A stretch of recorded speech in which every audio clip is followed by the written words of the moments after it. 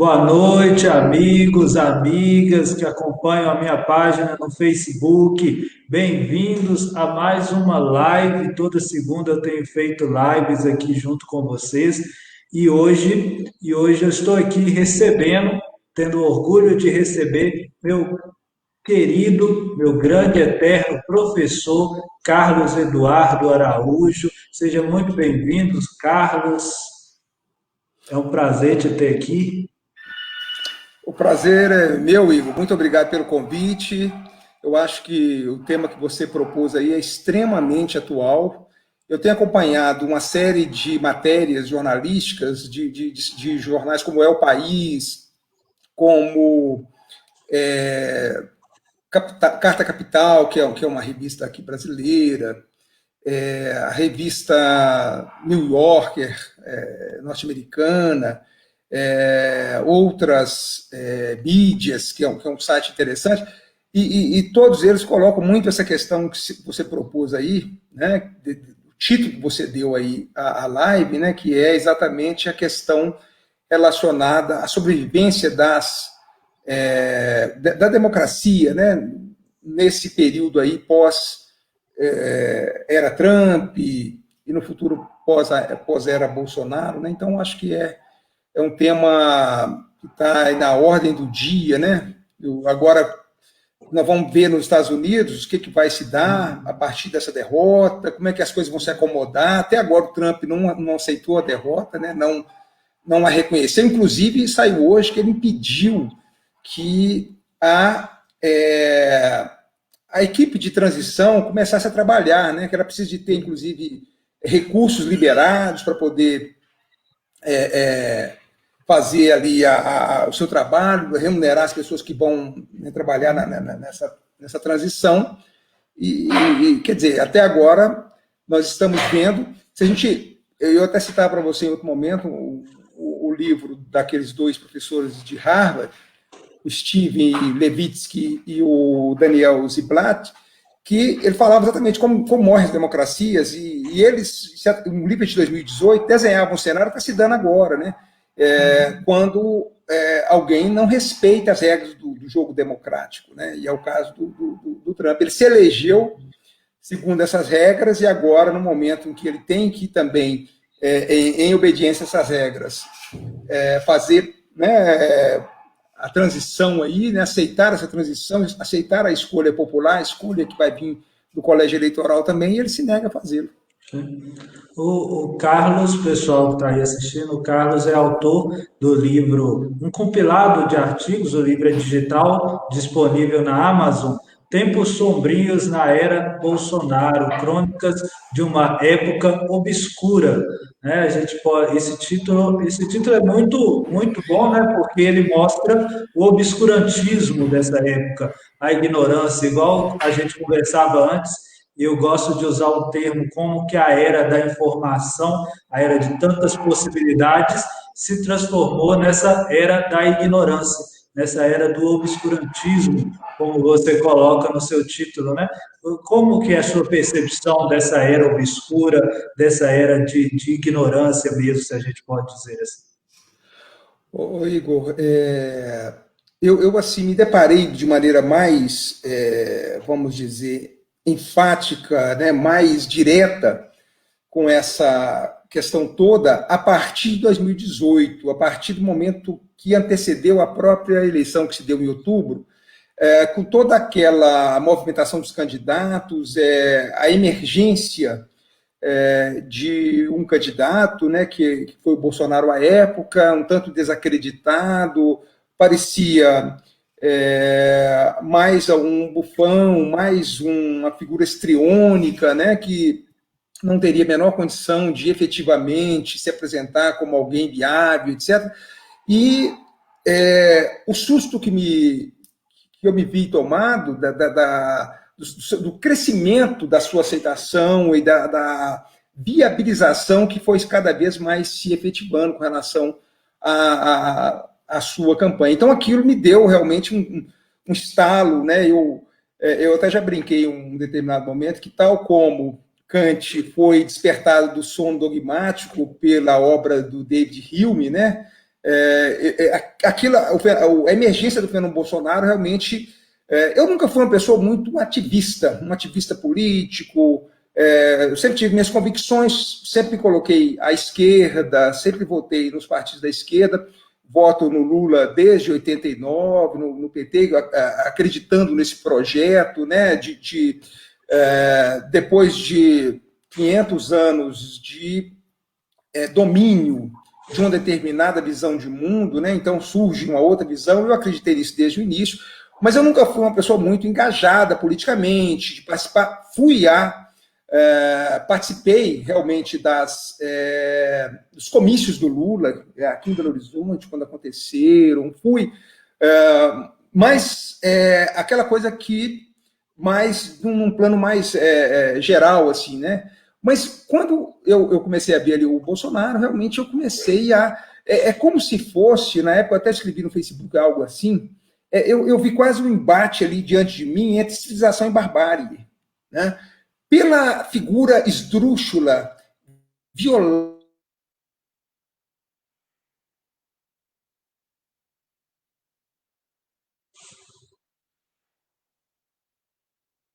Carlos, parece que sua conexão travou. A conexão do Carlos aqui travou. Vou ver se eu coloco de novo e melhora. Acho que caiu a conexão dele. Eu vou mandar mensagem para ele aqui para ver se ele consegue retornar. Só um instante, pessoal.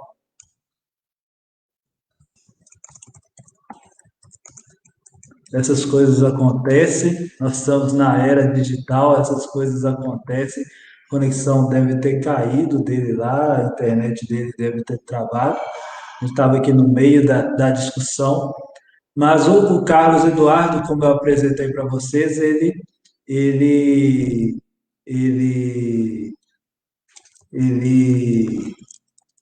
ele é professor, foi meu professor na FEM, foi meu professor na PEN aqui, durante o meu curso, minha graduação de Direito, uma pessoa com quem eu tive muitas conversas, muitos diálogos. Ele está tentando entrar aqui de novo, gente. Vamos ver aqui se ele consegue voltar.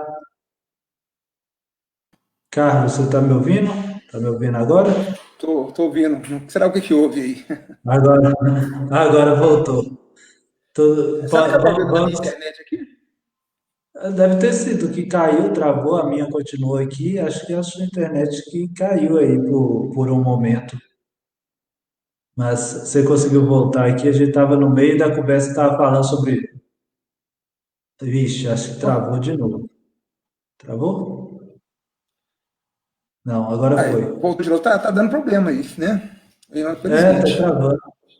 Infelizmente está meio lento, mas acho que agora vai ficar normal. Vamos Não lá. sei. Mas eu estava falando, tudo aquilo foi me causando um mal-estar muito grande, né? Por todo o passado do Bolsonaro, 28 anos na Câmara, isso já acompanhei. Era uma figura, como eu falei, histriônica, esdrúxula, que era mais assim um bobo da corte, alguém do baixo clero ali, que não se levava muito a sério, apesar da gravidade das suas falas, etc. Mas era algum bufão, alguém que parece que desde aquela época já jogava para sua plateia, né? Que o elegeu sucessivamente e tal, esses anos todos. Então, quando ele foi se tornando realmente alguém viável aí eleitoralmente, isso me assustou muito, né? Me assustou muito porque me assustou pelo seu passado todo, que eu colocava, e eu inclusive coloquei no Facebook à época a minha opção, que estava um momento assim de muita polarização, né? Que se estendeu algum tempo depois, e era quase assim, era sacrílego você fazer uma opção direta, porque infelizmente no Facebook virou uma arena ali de disputas, inclusive de um espaço de violência verbal e uma série de questões, mas eu me coloquei, expliquei na época um texto que eu redigi e coloquei no Facebook, por que motivo eu aderia, então, me colocar numa postura contra Bolsonaro e aderia eu na época, acho que ainda foi antes da colocação da candidatura do Haddad mesmo e tudo, mas eu assim, fiquei realmente chocado e comecei a... esse livro que você citou, ele é fruto dessa insatisfação. Na verdade, agora, na semana passada, 2 semanas atrás, não sei bem certo, eu publiquei o 30º artigo. Naquele livro, eu reuni os 27 primeiros artigos, já publiquei 3 depois daquele livro. Então, em cada momento que eu fui percebendo ali o avançar dessa ideologia extremista, né, dessa ideologia translocada, eu fui começando a escrever. O primeiro artigo que eu escrevi, eu acho que foi, não sei se foi em novembro de 2018, mas foi sobre a escola sem partido, uma coisa que me causava muito, que é uma bandeira até hoje, né, da extrema-direita, né, essa ideia de que há uma guerra cultural, há um Uma guerra marxismo ideológica. cultural, exatamente, a questão do Gramsci, como começou a surgir. As pessoas não sabem nem quem é Gramsci, começaram com essa questão toda, né? Então, isso foi me assustando. Eu escrevi esse artigo, e depois vieram outros. Eu comecei a ouvir o nome Capitão, de uma forma tão assim, de uma forma a tornar Bolsonaro um mito, né? Eu escrevi um artigo exatamente lembrando de um poema famoso de um poeta norte-americano, do século XIX, que é o Walt Whitman, que tem um poema que ele vai falar sobre o timoneiro, o capitão do navio, e ele tem uma imagem metafórica, ele está falando do Lincoln, que conduziu a nação num período mais dramático, ali da Guerra de Secessão e tudo. É um poema muito bonito. E eu lembrei, falei, capitão e capitão, quer dizer, olha, né, uma figura como o Bolsonaro, né, uma figura medíocre, uma figura boçal, uma figura violenta, uma figura que personificava o que nós poderíamos imaginar do que há de pior no ser humano, de pior na política, e ele, para mim, exatamente entronizava tudo isso. E aí eu lembrei também de um filme que me marcou muito, que é Sociedade dos Poetas Mortos. E lá também há uma cena, o professor, que era o Robin Williams, que fazia, o ator que fazia lá o professor de uma escola secundária tradicional inglesa e tal, e que vai apresentar aos alunos uma nova visão da literatura, né, que vai romper com dogmas que estavam ali postos. Então, eu lembro de uma cena famosa, não sei se você viu esse filme, que os alunos, quando ele é despedido, exatamente porque ele tem uma metodologia heterodoxa de ensinar, e ele promove ali uma educação libertária, uma educação que faz os alunos questionarem, etc. Então, quando ele não se enquadra, né, naquele cânone da escola, né, ele é mandado embora, os alunos vão fazer uma manifestação na sua saída, ele volta à sala, já tem outro professor, que era o diretor, que assumiu o seu lugar, e volta toda aquela doutrinação literária, bem dogmática, né? E aí os alunos sobem nas suas respectivas carteiras e vão falar, capitão, capitão, porque ele apresentou esse poema para eles. Então é um gesto muito bonito. Então eu peguei isso tudo e falei, mas como é que hoje nós estamos chamando essa figura de capitão, capitão, capitão, de uma forma... E eu vou escrever depois um artigo também, Bolsonaro, mito ou mico, né? Que eu pego a Igreja do Diabo, do Machado de Assis, e vou mostrar que o Bolsonaro é o diabo da igreja lá, do Machado de Assis, que é aquele que subverte a moral existente, né? O diabo vai até Deus, vai falar que agora ele vai montar a sua igreja, e a sua igreja vai ser muito maior que a igreja de Deus, né? Então, e é uma igreja que se propõe o quê? A subverter todos os valores. Então, para mim, Bolsonaro é isso, é alguém que subverte todos aqueles valores civilizacionais que nós fomos construindo ao longo da nossa existência, que nos permitiram viver conjuntamente, viver coletivamente, viver socialmente. Então, ele vai inverter tudo aquilo, né? Então, aquilo que eram os vícios se torna as virtudes dessa nova igreja. Então, e aí uma série de questões, quando ele fala da fome, que não existe, eu vou escrever um artigo em torno de um autor também importante, que hoje está esquecido, Josué de Castro, um pernambucano, que teve uma atuação muito grande na ONU, na FAO, né, então que vai falar dessa questão. Tem um livro chamado... esqueci o nome aqui, então, que o da fome, esqueci o nome. Eu sei que eu pego isso. Então, são uma série, esses artigos são todos assim, muito relacionados a essas questões que vão aparecendo no bolsonarismo, quando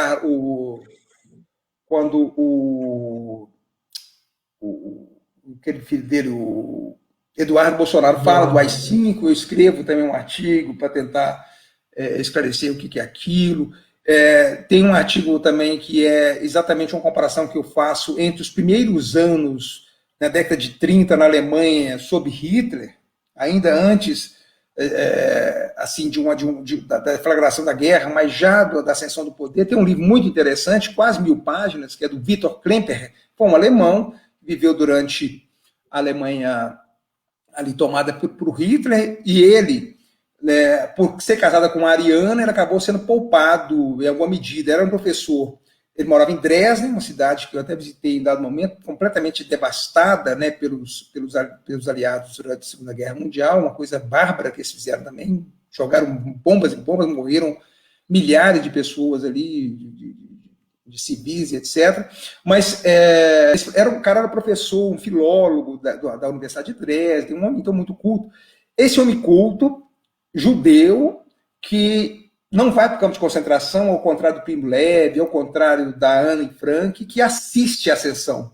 Ele vai ver no dia a dia. Ele perde a sua cátedra na universidade, ele perde algumas coisas, ele sofre algumas humilhações, mas ele não é retirado daquele convívio social.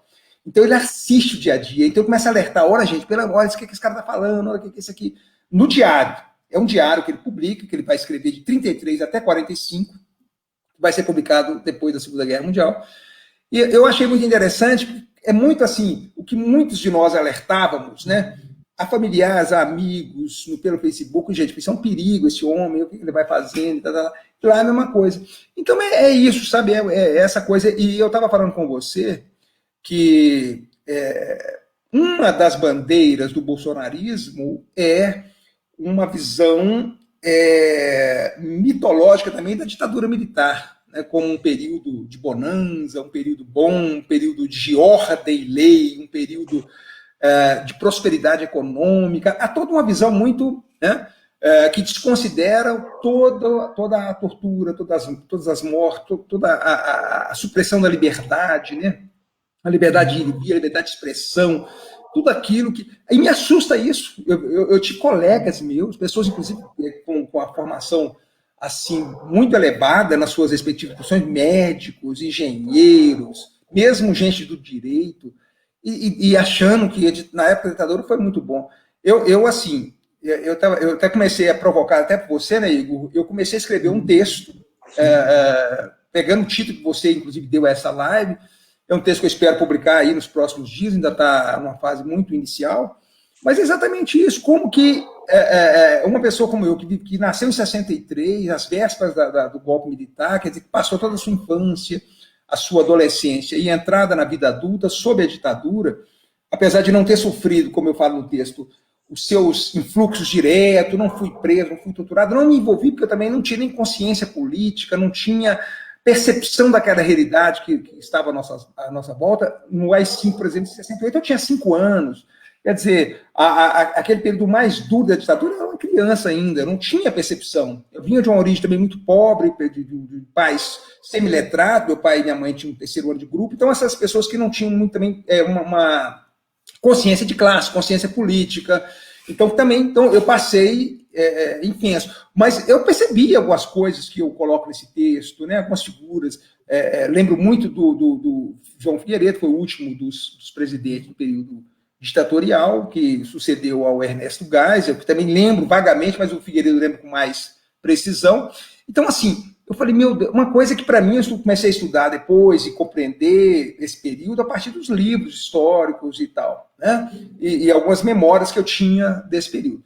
E aí, o que me assustava era essa perspectiva de voltarmos a esse período.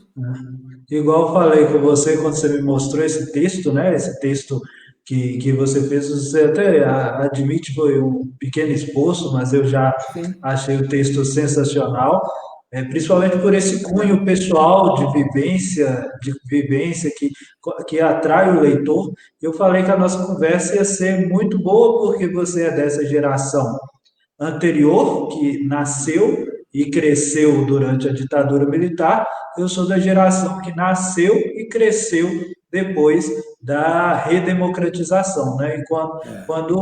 E a gente está no momento que essas duas gerações estão de forma adulta e plena interferindo e trabalhando dentro da sociedade, né? E dentro do processo eleitoral. E me lembro bem, na eleição de 2018, que eu tive pessoas da minha geração ou até mais jovens do que eu, que não tinham essa consciência de como foi a ditadura, né? Alguns chegavam a aderir ao discurso de piada e de desconsideração que o próprio Bolsonaro fazia dessa época, né? Como que ele desmerece as torturas, os desaparecidos desse período com piadas, xingamentos, aquela frase ridícula dele, que quem procura osso é cachorro, em relação à Comissão da Verdade, que tentava recuperar um pouco de dignidade para as famílias dos desaparecidos políticos daquela época, e eu via pessoas da minha geração compartilhando deste discurso infantil, esdrúxulo, como você coloca, e sem respeito, sem preocupação com um período que nós tivemos sorte, pessoas como eu nasci depois de 90, tivemos sorte de um período minimamente democrático, né? E querer retornar àquela barbárie, igual você comparou o Bolsonaro, àquela barbárie, seria impensável para É isso que me assustou muito também, quer dizer, as pessoas que votaram em Bolsonaro, muitos conhecidos meus, muitos amigos meus, inclusive alunos meus pelo Facebook, com os quais eu, em dado momento, entrei em situação um pouco de altercação, né, de desentendimento, porque uma das características também desse movimento que Bolsonaro capitaneou é exatamente a violência verbal, o desrespeito ao outro, né? Eles não sabem o que é alteridade, o que é exatamente uma discussão em que o outro está incluído, o outro deve estar incluído, o outro deve ser ouvido, você tem que fazer a sua, vamos dizer, a sua entrada em cena, tendo em vista que há um interlocutor com o qual você tem que debater e que você tem que respeitar minimamente, mas esse interlocutor também tem que se circunscrever dentro de determinados parâmetros democráticos, etc. Isso Bolsonaro e aqueles que passaram a segui-lo, esse núcleo mais duro, eles sempre estiveram às margens daqueles parâmetros democráticos, né? Então, eu sempre fiquei muito assustado com isso. Eu lembro que em setembro de 2018, eu estava indo viajar com um casal amigo nosso, e, em dado momento, uma das pessoas se declara bolsonarista. Eu fiquei extremamente assustado, começou a defender a ditadura, quer dizer, uma pessoa um pouco mais velha que eu, mais ou menos da minha idade, e que tem filhos. Eu não tenho filhos, né, como Machado de Assis, no seu personagem Brás Cubas, ao final do Memória, vai dizer: não tive filhos, não transmitia nenhuma criatura o legado da nossa miséria. Eu também, infelizmente, não transmitia nenhuma criatura o legado da nossa miséria. Mas o sujeito que tem filhos, tinha 2 filhos, eu fiquei imaginando, um jovem idealista na faculdade, estudando, é muito natural que ele se envolva em determinadas questões. Imagina isso durante a ditadura, você já é tido como subversivo, daqui a pouco esse jovem está sendo preso, espancado, e com sorte vai sair só com uma tortura, com torturas, etc., que vão provavelmente maculá-lo por resto da vida, mas ainda sobrevive. Mas há muitos cujas vidas foram subtraídas, e muitos dos quais você vai lembrar que os corpos jamais foram encontrados. Você lembra, pensa no Rubens Paiva, que era um deputado federal, que estava na sua casa, os agentes do DOPS entram na sua casa, teriam molestado a sua filha adolescente, teriam ficado horas ali na sua casa. Quer dizer, olha, isso o cara era um deputado federal à época, ele é levado por eles para prestar um depoimento, nunca apareceu até hoje, isso da década de 70 até agora, o corpo nunca foi encontrado. Quer dizer, aí vem falar de dita branda, vem falar de... Pois é, uma vida que se retire, uma vida que é sujeita a suplícios, a tortura, já é o bastante para nós não compactuarmos com isso. Agora, você tem aí centenas de vidas que foram subtraídas, centenas de pessoas que foram torturadas. Você está em constante temor de a sua casa ser invadida, né? Certamente, o que eu já publiquei, numa época de ditadura, eu já estaria aqui, daqui a pouco, pegando aqui na minha porta da minha casa, me levando, não sei para onde, para me torturar e, de repente, me matar, sumir comigo e tal.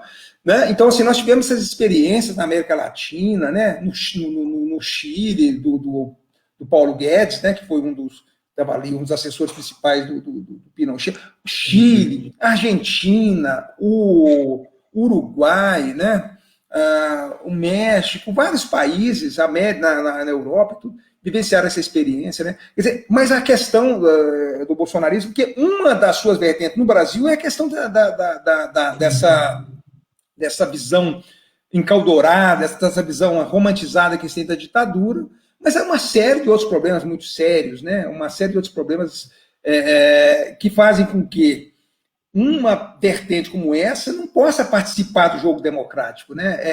É um paradoxo, né? Falar em bolsonarismo e democracia. São realidades que se antagonizam, que se repelem, que não podem coexistir. Né? Eu acho. Tudo bem que você pode ter pessoas de direita, eu acho que é legítimo que algumas pessoas tenham determinada visão de mundo que difere da minha, que difere da sua, que pense num papel para o Estado, que seja diferente do que eu penso, do que você pensa. Mas isso tem que ser dentro de um espectro democrático, e a gente tem que... Olha, você vê, quando você não respeita as regras do jogo, olha no caso do Trump, e o Bolsonaro aqui já tinha falado nas eleições, se ele não vencesse, era fraude. Quer dizer, ele já tinha... E você imagina daqui de 2022, se realmente ele conseguir ser defenestrado, ele provavelmente vai assumir uma postura semelhante a essa, quer dizer, uma pessoa que se elegeu para as regras do jogo, e ele mesmo falou em fraude logo depois, quer dizer, o cara se elege e ele fala que aquela eleição foi fraudulenta, uma eleição que o favoreceu, quer dizer, e as coisas do Bolsonaro é o anti-intelectualismo, o anti-cienticismo, o anti-academicismo, o desprezo completo pela cultura, o desprezo completo pela diversidade sexual, pela diversidade política. É um conjunto de coisas assim, aterrador. Quando você coloca essa questão, até já entrando nesse tema, que é interessante quando você fala da relação dele, ou do Bolsonaro, do Trump, dessas figuras que se aproximam bastante com as instituições do Estado, né? Por exemplo, ele a todo momento tenta deslegitimar as instituições democráticas. O Trump está fazendo isso agora, falando de fraude, do mesmo jeito que Bolsonaro falou que foi fraude em 2018, o Trump também falou que foi fraude em 2016, que ele ganhou também no voto popular. Ele, além de ter ganhado no colégio eleitoral, né, que nos Estados Unidos ganha a eleição no colégio eleitoral, ele falou, não, eu ganhei no voto popular também, esses votos da Hillary são fraudes. E o Bolsonaro a mesma coisa, eu ganhei no primeiro turno, foi fraudado e tudo mais. E você tem essa figura atacando as instituições, atacando de forma absurda e mentirosa as instituições, e do outro lado as instituições um tanto quanto, muitas vezes, sem resposta. Eu fiquei até com medo no dia da eleição, no primeiro turno, em 2018 aqui, teve todo aquele movimento de fake news, né, que trouxe, que veio à tona de forma como dizer assim, mais forte na última semana eleitoral, apesar de pessoas mais atentas já ter percebido aquelas mentiras durante todo o processo, mas a imprensa descobriu aquilo na última semana. E aí você chega no dia da eleição, o TSE tinha falado, não, nós vamos ter uma postura rígida contra notícias falsas, nós vamos ter uma postura que vai evitar isso, nós vamos impedir. Aí você chega no dia da eleição, você tem o filho do presidente numa rede social disseminando que as urnas são fraudulentas, incentivando os eleitores a tirar foto das urnas, que é um ilícito pela lei. Um ilícito pela lei eleitoral, e aí a presidente do TSE é chamada para dar uma coletiva do lado de um general, que já é muito assustador, e fala, na prática, fala, não nessas palavras, mas o sentido do seu discurso é o que eu posso fazer? Eu não posso fazer nada. É uma instituição, um poder da República impotente contra um ataque mentiroso, um ataque que tenta deslegitimar essa própria instituição. É, você tocou num ponto aí que é extremamente importante e está no cerne da eleição dessas pessoas também. Porque elas se elegeram, tanto o Trump nos Estados Unidos quanto o Bolsonaro aqui, a partir de um conjunto consistente de mentiras, né? De mentiras que se repetiram, que se disseminaram, por exemplo, pelo WhatsApp, aqui no caso do Brasil, acho que lá pelo Facebook, né? E você vai se lembrar que, infelizmente, a Folha de São Paulo só soltou uma matéria demonstrando que houve disparos maciços de mensagens, inclusive vindas de fora do país, financiados por alguns empresários.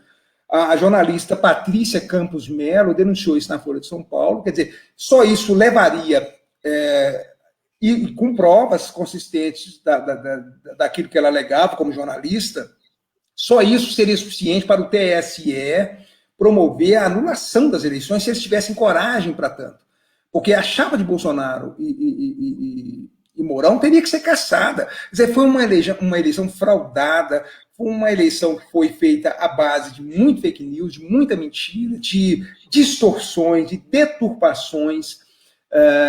Então, assim, desde coisas assim esdrúxulas, ridículas, como uma madeira de piroca, kit gay, quer dizer, uma coisa que a gente, eu acho que as pessoas da esquerda até foram um pouco lenientes nesse sentido, porque achavam tão grotesca essa narrativa que imaginavam que ninguém pudesse acolhê-la.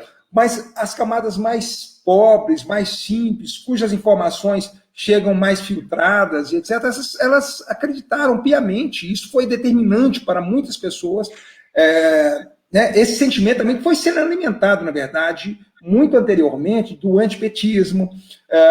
A criminalização da política, a Lava Jato tem um papel aí extremamente importante nesse sentido, né? de destruição das instituições também, com essa onda moralizadora que, na verdade, não tem nada a ver com o bem-estar das pessoas. O que é aquela moral que cada um tem, sexual e etc., vai influenciar nos seus destinos? O que influencia é o poder econômico, é exatamente a cooptação do Estado por determinados grupos em favor dos seus interesses. São outras questões que não são tratadas, né? Quer dizer,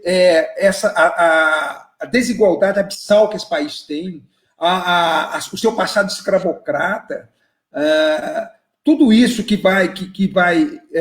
deveria ser discutido, essa questão da ditadura, nós fomos varrendo para debaixo do tapete uma série de problemas muito sérios, desde a escravidão, né, que foi aquele abandono que se fez ali em 1888, de todo um contingente de pessoas, e o Brasil recebeu metade daquelas pessoas que foram escravizadas na África, né, em torno de 6 milhões de pessoas que foram trazidas coercitivamente para cá e que viveram numa situação de grande violência, né?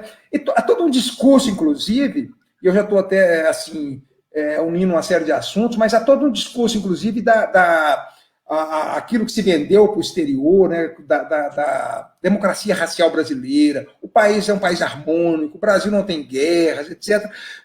Se escamoteou uma série de revoltas que aconteceram, uma série de problemas que nós tivemos, um país extremamente violento como é o Brasil. Isso, a imagem que foi vendida para os brasileiros e para o público externo é uma imagem completamente divorciada da realidade, né? E agora, quer dizer, essas camadas bolsonaristas, assim como o Trump nos Estados Unidos, trouxeram e fizeram aflorar aqueles sentimentos mais retrógrados, reacionários, conservadores no pior sentido, deturpados, sentimentos de ódio, de ressentimento, isso tudo foi trazido à tona. Eles foram o estopim daquilo que estava ali submerso, né? As pessoas passaram a não ter mais vergonha de serem favoráveis à ditadura, à tortura, né?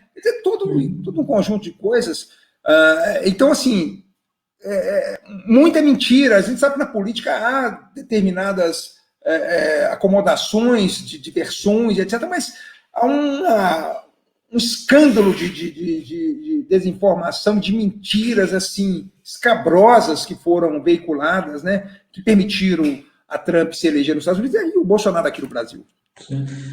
Você tocou num ponto até interessante. Daqui a pouco eu vou passar aqui pelos comentários. Estão chegando bastante comentários aqui, algumas perguntas, mas só um ponto interessante que você tocou de como essa desinformação chega no eleitor comum, no eleitor que a gente está dentro da política, né? A gente lê, a gente conversa sobre isso, mas tem muitos brasileiros e eles decidem as eleições, brasileiros, estadunidenses ou bolivianos, paraguaios, qualquer país, eles que decidem a eleição que estão um tanto quanto fora desse mundo que a gente está discutindo, né? E chega para eles informações, como por exemplo de mamadeira de piroca, de ideologia de gênero dentro das escolas, chega para eles isso e eles alimentam isso, se alimentam dessas informações. Eu quando o Bolsonaro, acho que primeiro que deu um susto grande em 2018 foi quando o Bolsonaro foi no Roda Viva, que ele falou as mais absurdas coisas, né? Da Chegou a escravidão, falar, inclusive, que os escravos é que iam espontaneamente para serem escravizados, tem umas coisas que pisaram lá. Tem coisa, porque eles não têm menor timidez de terem falas contrafactuais, quer dizer, coisas que os fatos vão na direção, a fala deles vão na direção oposta. Tem até uma colega aqui do partido, tá aí mandando alguns comentários, daqui a pouco eu vou ler aqui junto com você. A Márcia, que era jornalista, ela ficou até assustada e até falando, não, como é que os jornalistas não conseguiram responder esses absurdos, né? Ficaram tanto quanto tímidos, não souberam como lidar.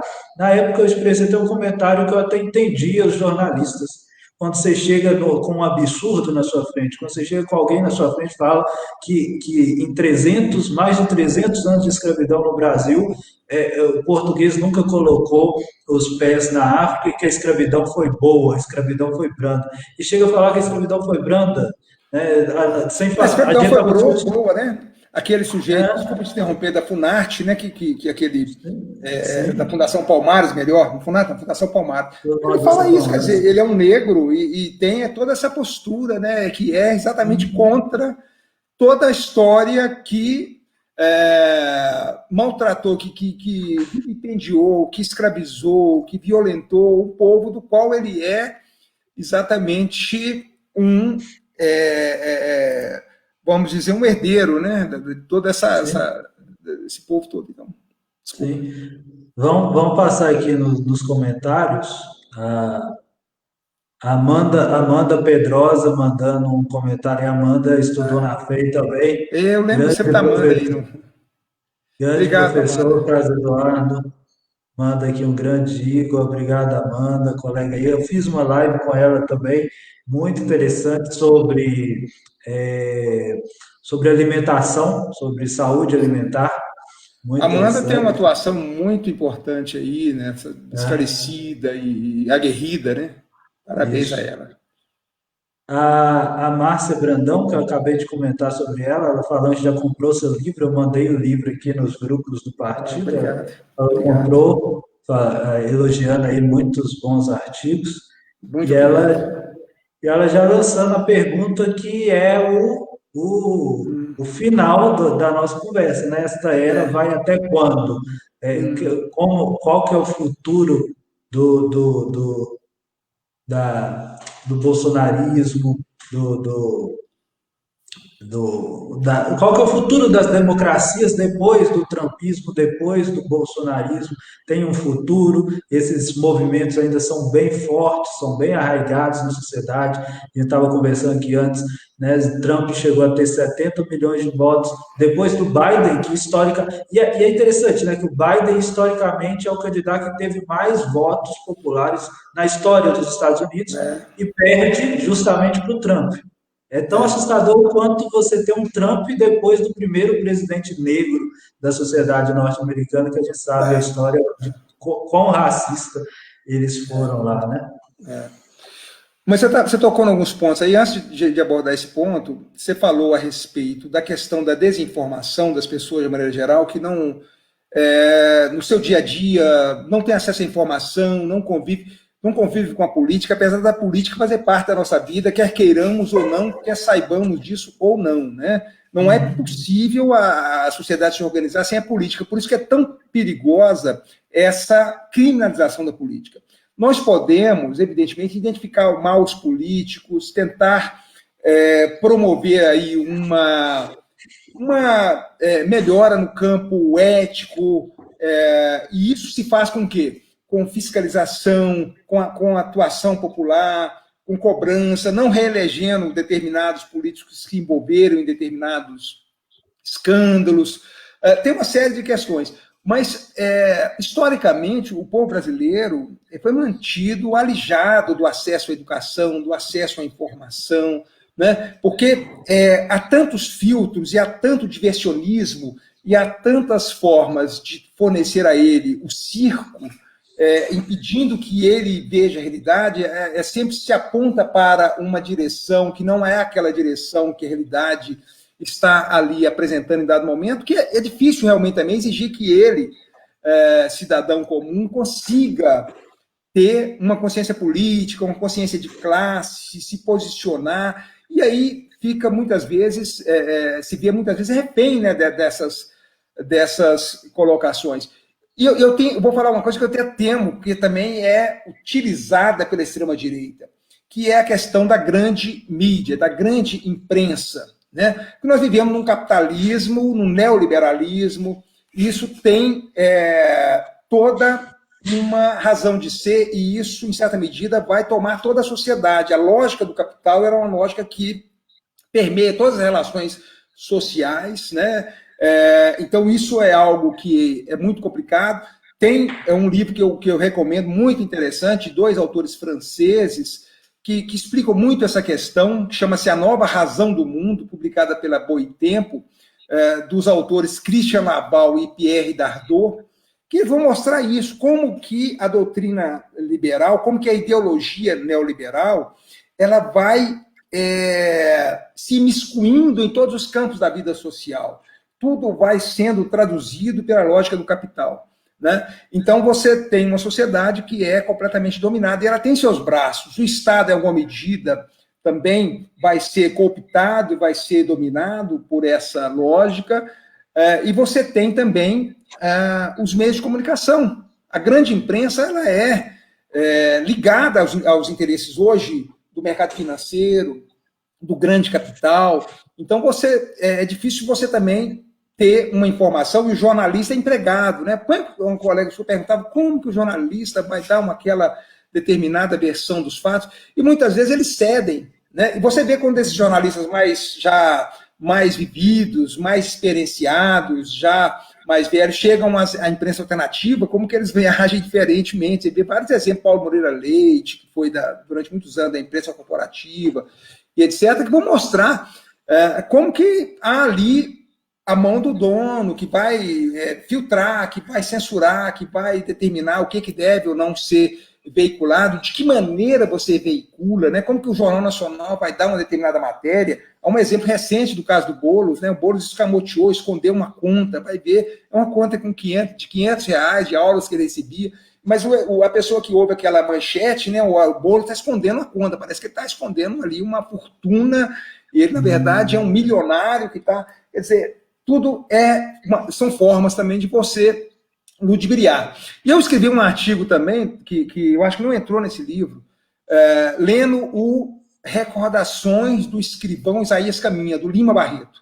O Lima Barreto, que foi um negro, que foi um mulato, que foi uma pessoa que teve uma vida muito difícil, né, que não conseguiu realmente uma inserção na sociedade carioca do século XIX, ele morreu na década de 20, e que tinha uma visão muito aguerrida, uma visão muito contestatória, muito denunciativa de tudo aquilo. Tem um livro, nesse livro, Recordações do Escrivão Isaías Caminha, é a história de um jovem negro que morava no interior do Rio de Janeiro, naquela cidade na qual ele vivia. Ele era um jovem inteligente, era um jovem bem articulado, então ele tinha ali naquela sua cidade natal uma grande respeitabilidade, as pessoas o consideravam, e em dado momento ele resolve ir para o Rio de Janeiro, ainda muito jovem, acho que 18 anos, E ele vai se deparar, já no trajeto que ele faz da cidade para o Rio, com preconceitos em função da sua cor, etc. O Lima Barreto está denunciando isso tudo.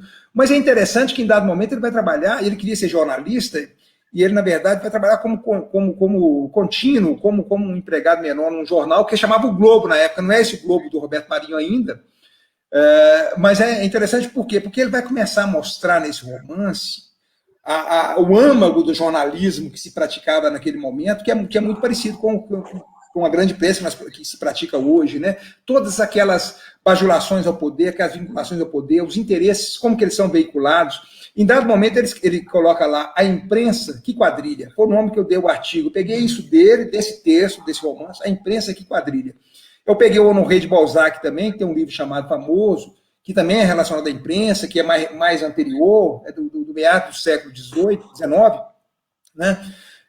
Que é Ilusões Perdidas. Vai mostrar também essa coisa do jornalismo já nascente lá na França, da década de 30 do século XIX, né, cheio já dessas artimanhas, dessa ligação com o poder, dessa deturpação.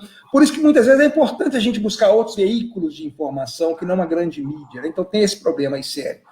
Agora, com relação ao tema que você propôs, lamentavelmente, os prognósticos que nós temos para o futuro não são alentadores, porque mesmo que com a derrota do Trump, e ele efetivamente assuma e aceite essa derrota, o John Biden, etc., que também está num espectro, vamos dizer, ideológico muito parecido com o do Trump, né? Não tem toda aquela estridência, toda aquela impostura e falta de compostura, né?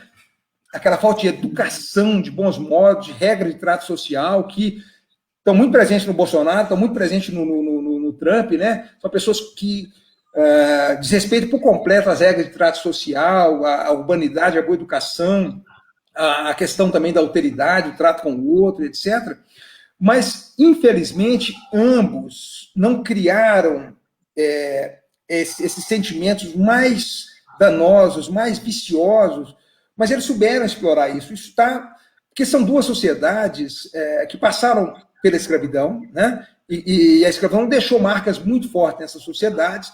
Então, tanto a sociedade americana, que ainda tem isso de uma forma muito mais, vamos dizer, de uma forma muito mais efusiva, né? Mas esse racismo, a desigualdade, que aqui ainda é maior, mas lá também tem já se depara com uma grande desigualdade social, mas tudo isso que vai fazer com que também haja um descrédito da política, que é muito perigoso, como eu falei. Quer dizer, tanto o Trump quanto o Bolsonaro, olha, o Trump, com quase 30 anos de Congresso, se apresentou como outsider, como alguém que está fora do sistema, como alguém que vem, então, sendo que é uma pessoa que viveu a vida inteira, e agora nós estamos vendo mais escancaradamente como que a família se locupletou durante toda a sua vida, né, patrimonialmente, gente que estava lutando contra a corrupção, combatendo a corrupção cotidianamente, como eles cometem, como cometeram sempre, só que até em determinado momento, eles estavam no baixo clero, cometendo aquela pequena corrupção, ladrão de carteira, né? De repente, agora, eles estão numa posição que eles podem roubar de uma maneira muito mais grandiloquente, etc. Né? Então,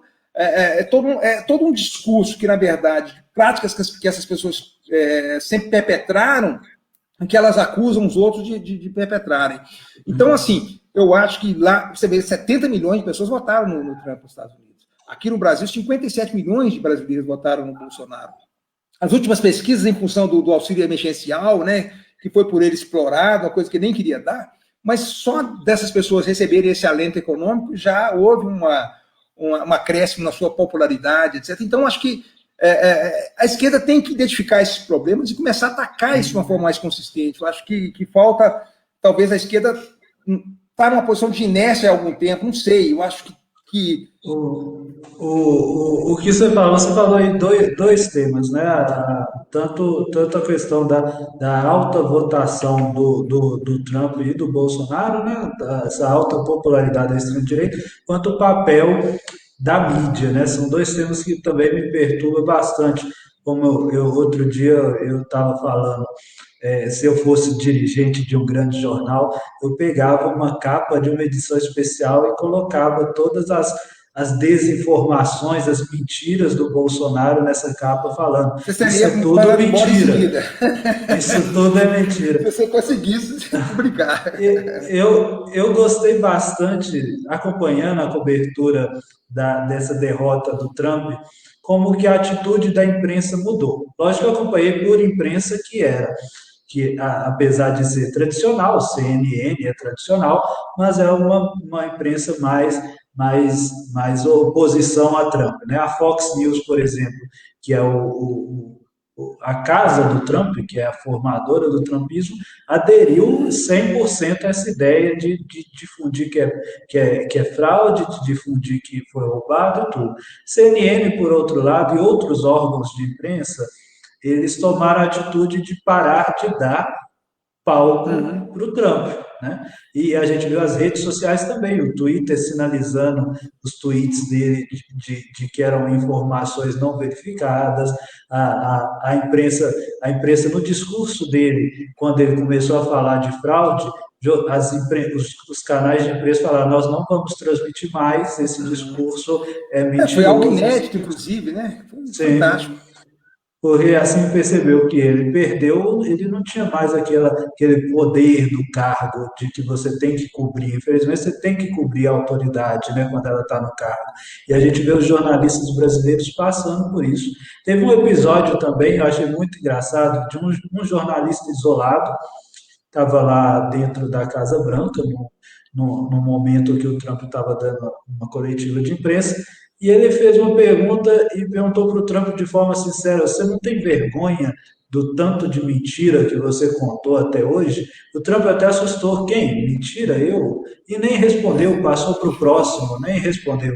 Foi algo tão assustador, assim, tão inusitado de um repórter credenciado dentro da Casa Branca confrontar o presidente dessa forma. Isso muito antes da eleição, muito antes de saber se ele ia ganhar ou perder essa reeleição, foi algo bastante inusitado e interessante, como que o veículo de imprensa pode tanto colaborar com isso, pode tanto ser um elemento que colabora, que dá palco, que dá ibope para isso, quanto pode ser também um veículo de realmente informar, realmente falar, não, isso não é verdade, essa informação... Quem dera, Igor, se esse exemplo fosse seguido aqui nas falas do Bolsonaro, nas suas intervenções do bolsonarismo, etc., que pudesse haver o confronto e pudesse haver ali a checagem daquelas informações que estão sendo colocadas, né?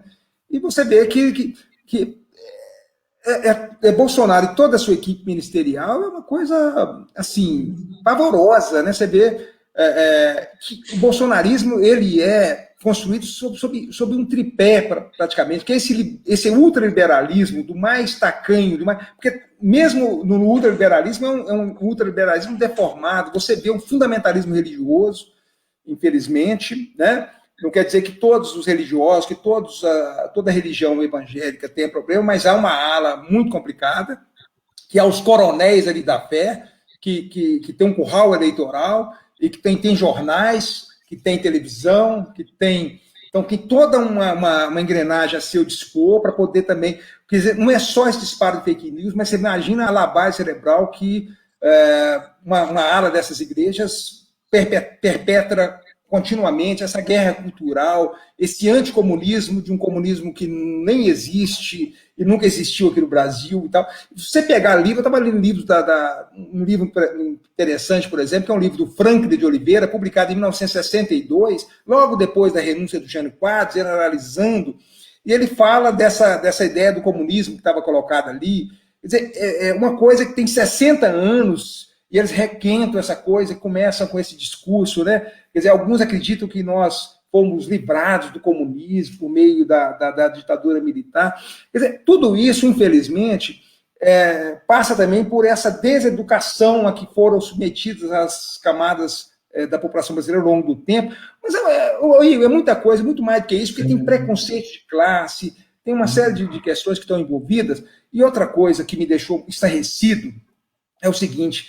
É a constatação que não adianta também a educação formal. Imaginava que a educação formal fosse fascinar a pessoa, fosse dotá-la de um mínimo de senso crítico, para ela perceber a realidade.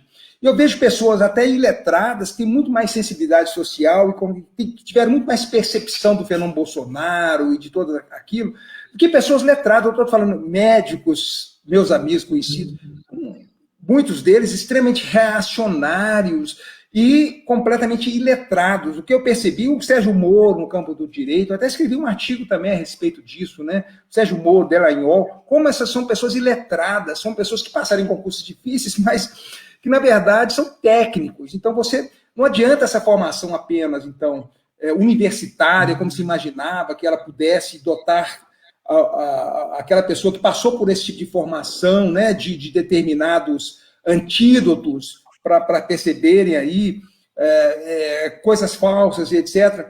Mas às vezes até percebem, mas também é um preconceito de classe. Há pessoas que ascenderam socialmente começam a ter todo um discurso, toda uma postura, né, contra cotas, contra políticas sociais, contra Bolsa Família, quer dizer, há uma série de preconceitos que estão envolvidos,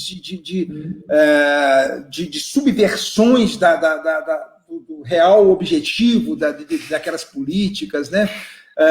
Você vê e as pessoas apoiando coisas são contra seu interesse, a reforma do Temer trabalhista. Eu escrevi um artigo também sobre isso, que coisa absurda. Quer dizer, o que nós estamos assistindo hoje, a destruição dos direitos trabalhistas, a uberização da vida empregatícia, essas coisas. Eu estou aqui fazendo uma salada de muita coisa que está me ocorrendo, mas Sim, vamos passar aqui mais alguns comentários, tem bastante comentário, não sei se vai dar para passar todo mundo, mas vamos indo. O Clóvis Antônio, grande amigo aí de grupos aqui de grande WhatsApp abraço ao também. Clóvis, pessoa que eu admiro e que também é um interlocutor sempre aí. É muito bom conversar com ele, e ele sempre comentando e me Um marcando em esclarecido, publicações. tem falas realmente irrepreensíveis. O Clóvis é uma pessoa que eu tenho muita empatia, né? O Claudinei mandando aí parabéns para a gente pelo debate. O Eu Claudinei é um gostaria até de candidato aproveitar aqui. a oportunidade, se me permite, um parênteses, Sim. falar realmente dessa candidatura do Claudinei e da Carol, que foi minha aluna também, não é? Lá no Minas, e dizer que realmente tenhamos esperança, né? Porque dentro desse ambiente eu conclamo aí ex-alunos, etc., de Sete Lagoas, a apoiarem uma chapa que eu tenho convicção da sua fidedignidade, da sua honradez, do seu desejo de levar para Sete Lagoas tempos mais claros, né, que vençam esse obscurantismo que tomou em dado momento Sete Lagoas, infelizmente, um conservadorismo que eu de longe percebo. Sete Lagoas, eu passei 14 anos nessa cidade, então tenho um apreço muito grande por ela e espero que ela possa também vencer o obscurantismo, né, que a esperança possa novamente vencer o medo que foi difundido por essa ideologia obscurantista e violenta, né? Sim, e é interessante que as eleições municipais, elas são um pouco diferentes das eleições nacionais. A gente está discutindo aqui o efeito do bolsonarismo, o efeito do trumpismo, e é muito interessante que eu não vejo a força do Bolsonaro numa eleição municipal como ele foi na eleição nacional. Sete Lagoas foi uma cidade que deu para ele 70% dos seus votos, né? Exatamente. 70% dos seus eleitores foram para ele. E aqui, de candidatura, a gente sabe que a gente, parafraseando o Boulos, que falou no debate de 2018 que tinha 50 tons de Temer, aqui a gente tem 50 tons de Bolsonaro aqui, né, e segregados, difundidos. Então, o bolsonarismo não unifica ao redor de um, porque ele não é, eu costumo dizer, o bolsonarismo, Bolsonaro, ele não é política, ele não é político, ele é alguma coisa fora da política. Tanto é que ele persegue tanto os seus ex-aliados, como ele perseguiu Witzel, ele perseguiu Dória, ele perseguiu o Bebiano, que foi o instrumento para ele ser eleito. Então, para ele não tem aliado e oposição. Para ele tem quem está comigo e o resto que eu uso toda a minha máquina fascista para destruir. Né? Oligo, eu até lembro uma passagem também do livro Como Morre as Democracias, exatamente que os autores vão dizer que há duas normas, duas regras não escritas da democracia americana. Uma delas é a tolerância e a outra é o reconhecimento do adversário como alguém legítimo que tem que ser considerado no debate. Né? Então, vai muito ao encontro do que você está falando aí, que o bolsonarismo não reconhece. Não há tolerância, é uma doutrina da agressão, da violência, da destruição do outro. O outro é visto como inimigo, não como adversário com o qual você vai debater e vai chegar a um denominador comum, mas é como um inimigo que tem que ser exterminado. Olha o Acre que ele está passando. Eu lembro do Acre, do Bolsonaro fazendo comício lá, pegando um objeto lá de uma câmera e simulando uma metralhadora. Vamos metralhar a petralhada. Quer dizer, esse desejo de eliminação, não só simbólica do inimigo, mas é o desejo da eliminação física do inimigo, realmente. Né? E toda a esquerda é vista como inimiga e é demonizada e é colocada realmente como o amálgama de tudo que há de mais ruim, sendo que, na verdade, eles estão olhando para o espelho, porque são eles que são, infelizmente, muito disso que eles acusam as pessoas que se opõem ao seu projeto genocida, ao seu projeto obscurantista, violento de poder, né? Você coloca a esquerda, eu não colocaria nem propriamente a esquerda, porque para ele ver a esquerda como inimigo, ele tinha que ter uma posição política, porque ele não tem. Sim. Ele tem uma posição de poder, né?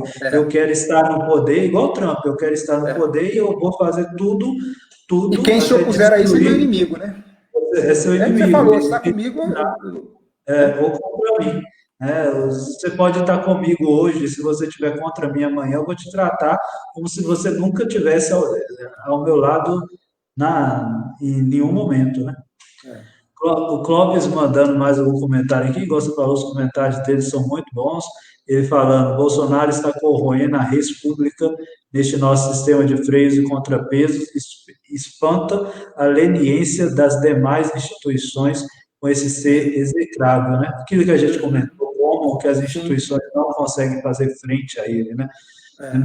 Mesmo se a gente tem Rodrigo Maia na Câmara dos Deputados, em determinada medida de forma crítica a ele, mas ele não consegue se opor porque ele é do mesmo interesse econômico, do mesmo interesse político, social ali que ele Tá tenta ali o capitalismo neoliberal está sempre ali permeando esses interesses dessas pessoas. Então, apesar do Bolsonaro ser alguém que os envergonha em alguma medida, mas é alguém que está fazendo também o que o mercado deseja. Né? O Bolsonaro está se desfazendo. O que ele já destruiu das instituições que foram ao longo do tempo construídas, né? Ao longo de uma década e meia construídas, o que ele está colocando tudo a perder. Imaginar Bolsonaro pondo alguém como presidente da Biblioteca Nacional, uma instituição tão importante. Você tem lá um bolsonarista lá hoje, você tem na Fundação Casa de Rui Barbosa, outra instituição cultural importante, você vê na Fundação Palmares, essas coisas foram todas cooptadas por gente da pior espécie, porque Bolsonaro tem um talento inegável também, um talento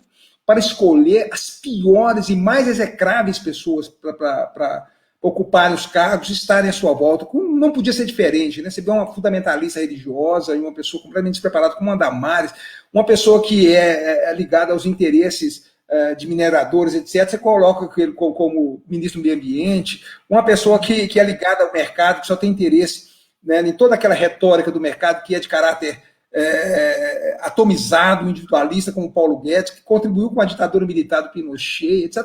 Então, assim, são as piores pessoas. Eu escrevi também um outro artigo, estou me lembrando, que eu dei o nome o quê? Exatamente a mediocracia, né? Quer dizer, nós estamos o governo dos medíocres, né? De gente completamente revolta dessa gente assim, que muito ressentida, né? Que sempre se sentiu excluída, né? Por uma série de razões, né? E que tem uma grande ojeriza de intelectuais, de pensamento, de tudo aquilo que foi a construção daquilo que eles alegam defender, que é a tradição do Ocidente. Quer dizer, eles não têm a menor noção do que é a tradição greco-romana, o pensamento que foi se construindo a partir de então, etc. E eles se colocam como porta-vozes disso. Eu não sei se você conhece, eu conheci há pouco tempo, um braço do bolsonarismo que difunde a sua ideologia, chamado Brasil Paralelo, uns vídeos que eles produzem, uma coisa assim execrável, uma coisa horrorosa. Então, que tem uma produção em massa disso, dessas coisas, pessoas que se locupletam, que se enriqueceram, inclusive. Então, assim, é muita coisa, Igor. Eu acabo. Mas é isso mesmo, isso até me lembra, você falou a Damares, me lembra até do que eu falei no meu último comentário, né? Como que você pode estar comigo em um momento se você fizer o mínimo contrário àquele meu interesse absoluto, que absolutamente certo, é meu inimigo. Lembro que recentemente ela falou uma coisa mínima, às vezes até relógio errado está certo duas vezes no dia, né? Que ela falou que tentando promover um ingresso ao mercado de trabalho de população de pessoas LGBTs. E é o mínimo que se esperava de uma ministra de Estado no governo de um país Direitos humanos, né? é, com problemas tão estruturais na questão dos direitos humanos. E ela foi completamente rechaçada por aqueles que antes apoiavam ela em tudo, né? Ela foi completamente atacada. Então, quando você minimamente sai desse absoluto, você é a pessoa indigna. A mesma coisa Sérgio Moro, antes um herói da nação. Você saiu ali um pouco do círculo, nem saiu muito, você saiu um pé fora do círculo, você é o indesejável, você não merece a honra de estar entre a gente, né? O Claudinei mandando mais um comentário. O Bozo é uma erva da maldade que brotou, mas vai ser podada, pois acabar é difícil. Representa um enraizamento de uma revolta, enraizamento, né? Ele deve ter escrito aí, tá errado, de uma revolta sem fundamento, né? Tem muita, isso você colocou, né? Aquela pessoa ressentida, aquela pessoa com aquele ressentimento, se viu empoderada no discurso dele, se viu legitimada no discurso Sim. dele e acabou ali Eu expressando conversava com você, né? Essa o questão, por exemplo, ódio. do politicamente correto, né? Quer dizer, que incomodava algumas pessoas, e pessoas que sempre tiveram uma postura que confluía para essa ideia do politicamente incorreto, que, em certa medida, não tinham como trazer isso a público, porque se sentiam envergonhados, não encontravam ambientes. Então, o Bolsonaro, você vê, é acreditado, né? O exemplo vem de cima. Você tem um governante cuja postura é completamente antiética, é uma postura que é pautada o tempo todo pelo politicamente incorreto, essas pessoas se veem legitimadas. Você imagina o nível de violência que uma pessoa dessa é capaz de fomentar, até mesmo no interior das residências. Eu já ouvi dizer, inclusive, de homens que se tornaram muito mais violentos no interior das suas casas a partir daquela ideologia que foram submetidos, etc. Então, como é que pode isso? Veja o discurso, com todas as restrições que nós vamos fazer também ao Partido Democrata, que são muito semelhante ao Partido Republicano, porque eles representam o estabelecimento, representam essa doutrina neoliberal, não tenhamos também ilusões com relação a isso. Mas olha o discurso que o Biden fez e o discurso que Kamala fez. Um discurso de contemporaneizar, de unir, um discurso que vamos deixar as feridas, vamos cicatrizar as feridas, nós somos um povo só, uma nação, etc. Pô, é isso que se espera de um estadista, né? Que apazigue os ânimos, que possa, apesar de tudo, né? A gente tem, às vezes, uma certa revolta íntima, uma certa insatisfação com algumas pessoas do nosso ciclo familiar, que se demonstraram tão preconceituosas, que abraçaram uma causa tão perniciosa ao convívio social como é o bolsonarismo, mas em dado momento nós temos que passar sobre isso e porque nós temos que conviver como nação. Então alguém que promova essa conciliação em dado momento é importante, né? Não alguém que o tempo todo está estimulando a animosidade, a violência, a controvérsia. É isso. Acho que você toca num ponto interessante até da eleição nos Estados Unidos, na questão da não existência de diferença entre Biden, entre os democratas, né, o Partido Democrata em si e os republicanos. É interessante que o Biden, o Partido Democrata, ele está sendo oxigenado por figuras tanto quanto que a gente traduziria aqui no Brasil como esquerdas verdadeiras. Infelizmente lá é, é permitido, não tem nada que impeça, mas você não conseguiria ter uma projeção nacional se você não se filiar a um dos dois partidos, né? No sistema não ia te acolher. Então, essas figuras, apesar do Partido Democrata não ser muito diferente, elas vão para o Partido Democrata. A Cássio Cortez, né, a deputada de um dos distritos de Nova York, Ilhan, eu esqueço o sobrenome dela, Ilhan, eu esqueci.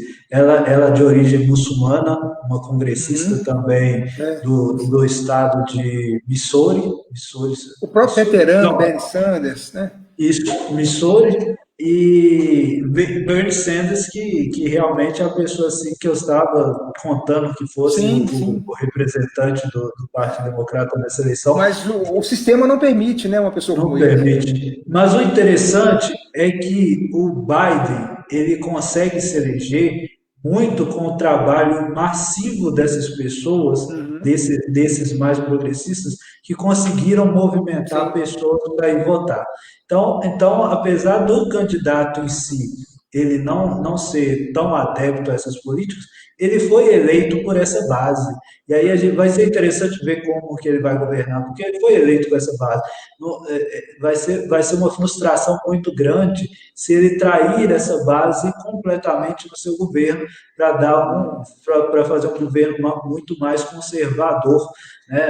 Aí a gente poderia enfrentar um trauma de ter até Trump voltando em 2024, o que ele já anunciou que planeja fazer. A, O perigo é esse de a, voltar, tanto o bolsonarismo, se ele for realmente destronado, como o Trump, é que essa parcela da população ela vai continuar ali, quer dizer, que vai continuar sendo alimentada sim, com essas inverdades, com essas manipulações, com essa ideologia. E é um risco sempre, quer dizer, como é que você vai combater isso? Eu acho que é com educação, com informação, é ir desconstruindo todo esse discurso que eles conseguiram construir e conseguiram sim. implementar na sociedade, em parcela importante da sociedade. Nem todos os 57 milhões que votaram em Bolsonaro, evidentemente, não são neofascistas, não são. Há muita gente que estava descontente com a política, há muita gente que realmente que pode ser revertida nas suas concepções, que já, inclusive, se mostram envergonhadas de terem votado em Bolsonaro, etc. Mas há um núcleo mais duro de pessoas que realmente são adeptas desse discurso, né? todo esse discurso completamente indefensável, né? que o Trump e o Bolsonaro, ao longo das suas vidas, ostentaram. Né?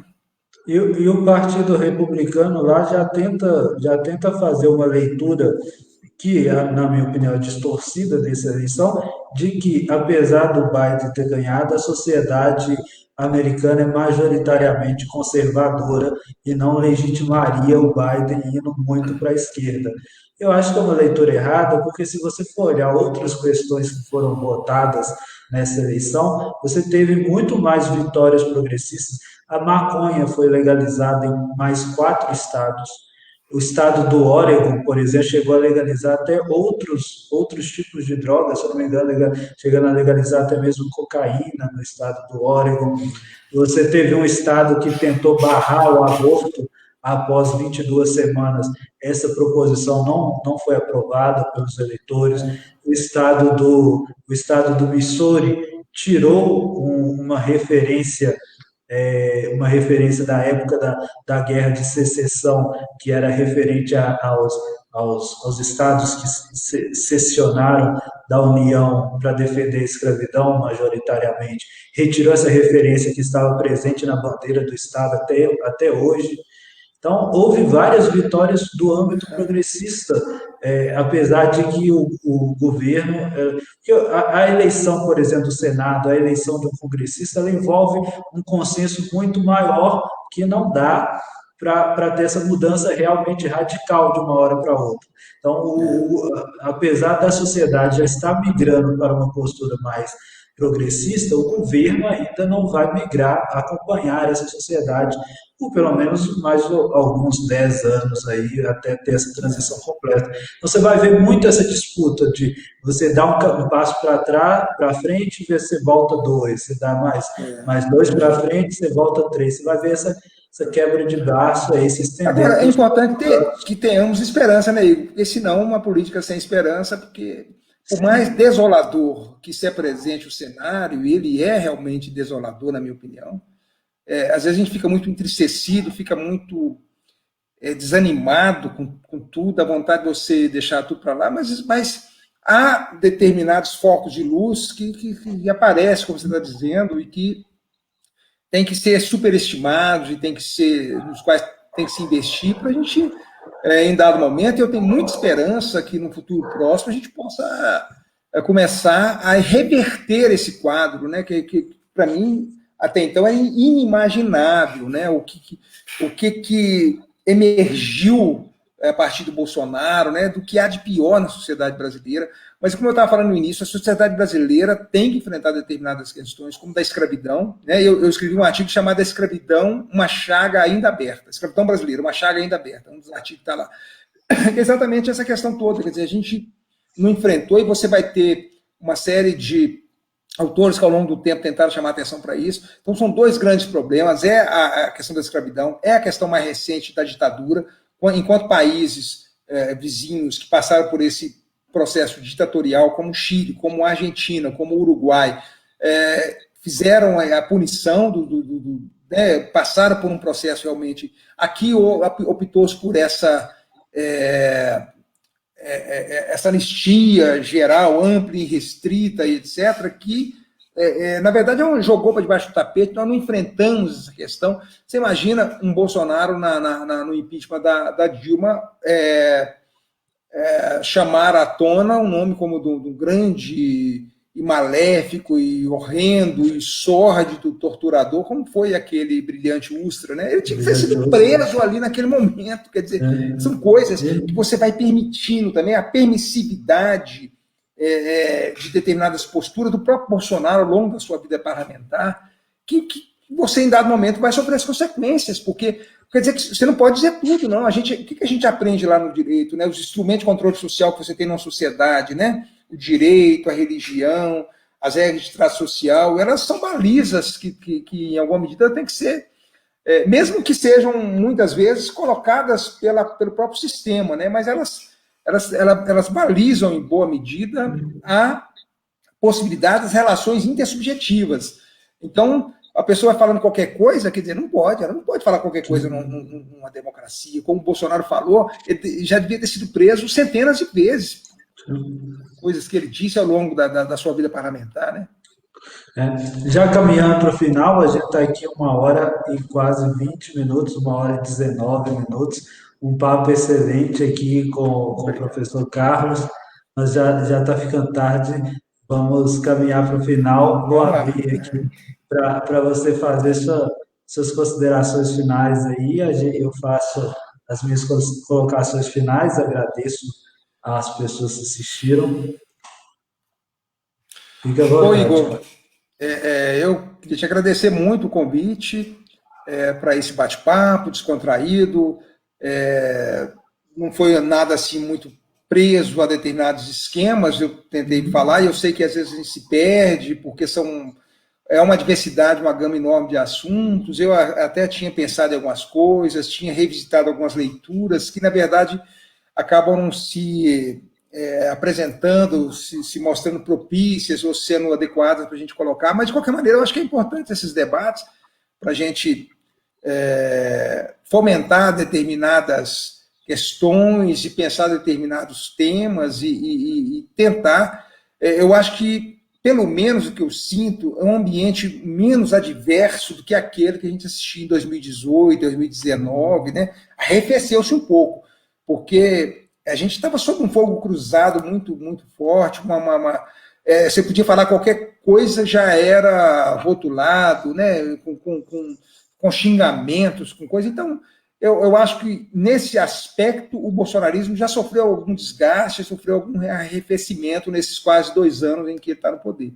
Então, o que eu conclamo é que nós possamos realmente vencer esse período obscurantista da vida nacional, que a gente possa ver tempos mais alvissareiros, tempos mais esperançosos, mais que possam se lançar luzes sobre todas essas trevas que tem aí nos contaminado ao longo desses últimos 2 anos e pouco aí.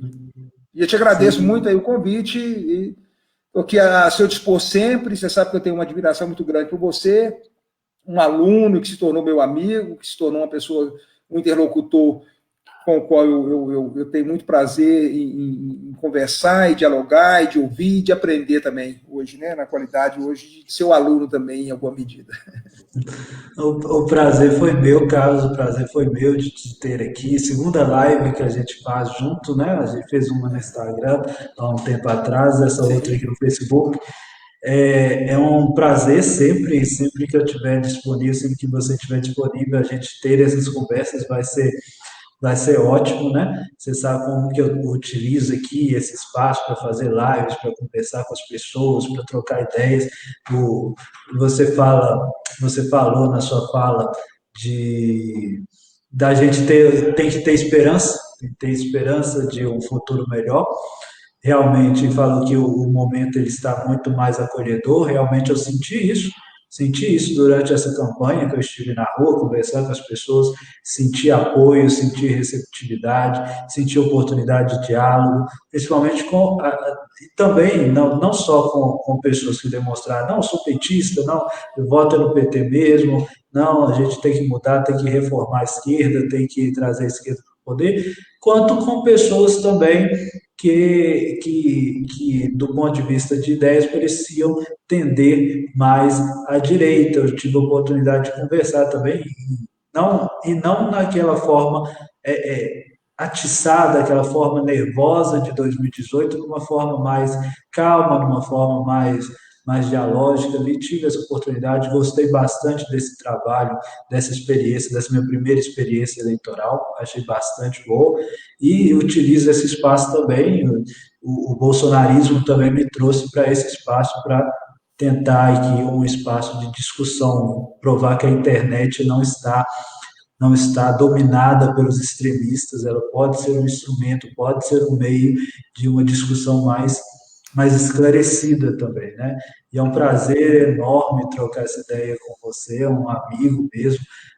Eu vou sempre te chamar de professor, porque é uma forma carinhosa de lembrar que você sempre foi meu professor. Eu fico Mas, lisonjeado com isso, Igor.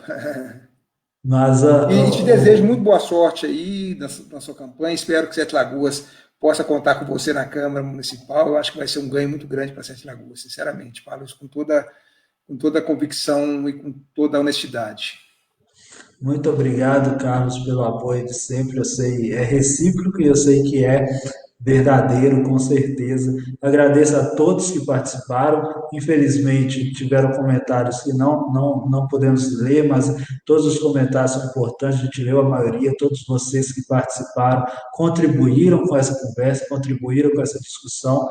Muito obrigado a todos e até a próxima.